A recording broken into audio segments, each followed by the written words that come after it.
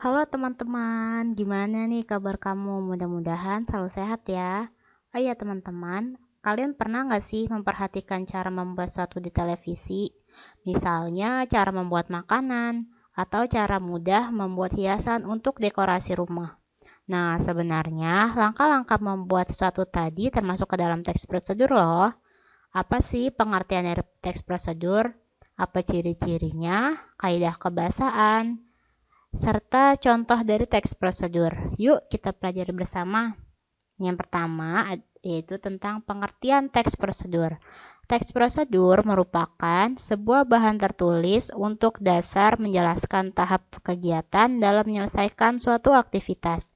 Nah, tujuan dari teks prosedur ini adalah menjelaskan bagaimana kegiatan harus dilakukan agar pembaca dapat secara tepat dan akurat mengikuti sebuah proses membuat sesuatu, melakukan suatu pekerjaan, atau menggunakan suatu alat.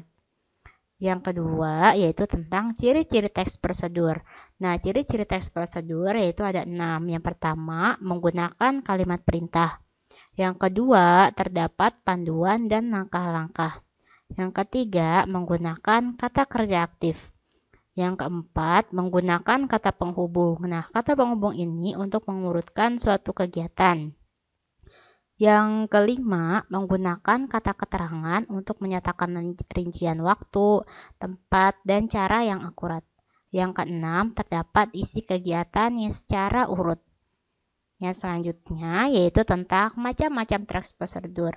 Nah, teks prosedur itu bukan cuma untuk cara membuat makanan gitu ya, tapi ada 3 nih. Yang pertama, teks prosedur cara membuat. Nah, membuat ini bisa buat apa aja, contohnya membuat makanan atau membuat hiasan rumah gitu. Yang kedua, teks prosedur cara menggunakan alat.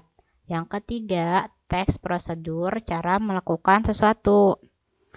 Yang selanjutnya yaitu tentang struktur teks prosedur. Nah, yang pertama itu harus ada judul.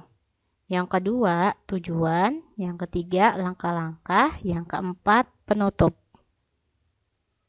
Yang selanjutnya, yaitu nah ini merupakan contoh dari teks prosedur cara membuat. Aku memilih cara membuat nasi goreng. Nah, kalian suka nggak nih makan nasi goreng? Wah, enak ya nasi goreng tuh.